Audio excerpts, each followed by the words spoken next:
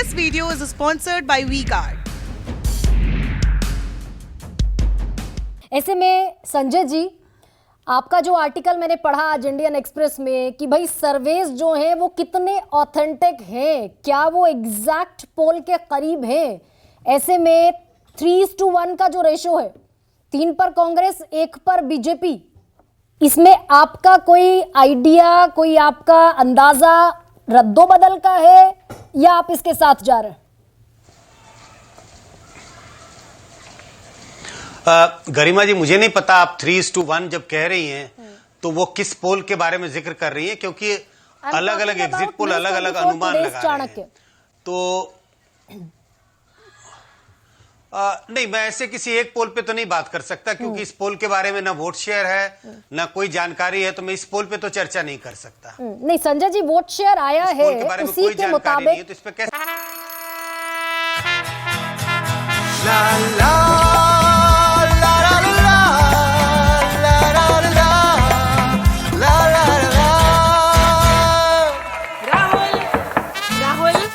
तन के साथ मन को जगाओ वी-गार्ड वाटर हीटर्स के संग। वी-गार्ड। राजस्थान में क्लोज फाइट है। 101 सीट कांग्रेस को मिल रही है, 89 सीटें बीजेपी को मिल रही हैं। मध्य प्रदेश में 151 बीजेपी को और 74 कांग्रेस को। ये सीट है, ये गरिमा जी ये सीट है, ये वोट शेयर नहीं है, तो इसीलिए इस पे तो मैं चर्चा नहीं कर सकता बिल्कुल कि 3-1। अगर आप इस पे चर्चा करने कहेंगे, मैं इसके बारे में, मेरे पास एक्सप्लेनेशन नहीं है, क्योंकि इसके बारे में आपका एनालिसिस क्या है फिर पोल के बारे में?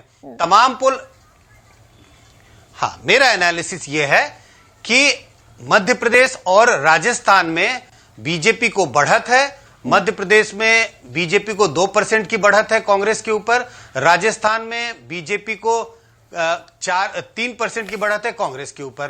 तो 2 राज्यों में तो मुझे बीजेपी आगे बढ़ी हुई दिखाई पड़ती है वोट प्रतिशत के हिसाब से, और अगर वोट आगे है तो सीटों के मामले में भी बीजेपी कांग्रेस के ऊपर बढ़त बनाएगी।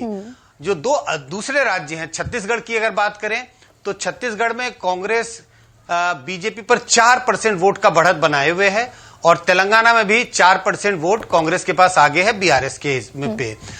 इस हिसाब से कांग्रेस को एक मेजॉरिटी मिलनी चाहिए, छत्तीसगढ़ में भी एक डिसेंट मेजॉरिटी, और तेलंगाना में भी इस वोट शेयर के हिसाब से कांग्रेस एक डिसेंट मेजॉरिटी लाती हुई दिखाई पड़ रही है। तो 2 राज्य आप कह रहे हैं कि मध्य प्रदेश और राजस्थान बीजेपी के पास, और तेलंगाना और छत्तीसगढ़ कांग्रेस के पास 2:2।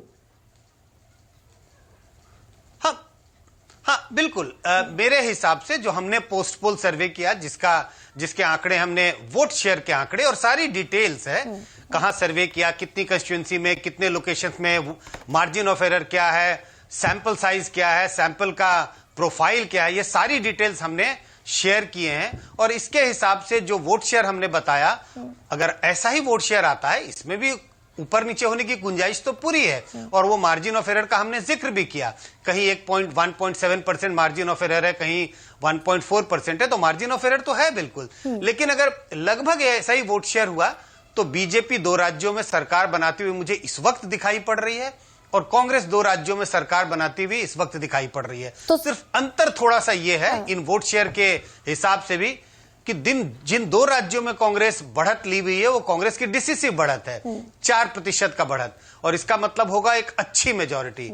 और अगर बीजेपी हमें 2% से आगे मध्य प्रदेश में दिखती है, तो अगर बीजेपी को मेजॉरिटी आई तो बड़ी थिन मेजॉरिटी हो सकती है, और 1.7% का मार्जिन ऑफ एरर थोड़ा सा इधर उधर होने से मतलब मामला थोड़ा इधर उधर भी हो सकता है। लेकिन मैं मान के अगर यही चलूं कि 2% की लीड है बीजेपी की, तो बीजेपी एक छोटी मेजॉरिटी लेके आएगी। 116 का आंकड़ा है सरकार बनाने के लिए, हो सकता है बीजेपी 122, 24, 128 सीटों पर रह सकती है।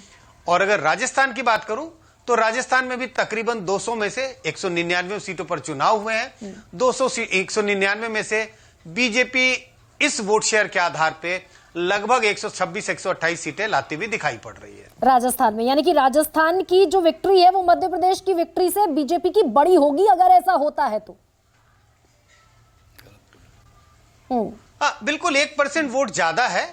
2% की लीड अगर मध्य प्रदेश में और 3% की लीड राजस्थान में है, तो राजस्थान में मध्य प्रदेश की तुलना में एक थोड़ी बड़ी ज्यादा बड़ी जीत होने की संभावना है बीजेपी की।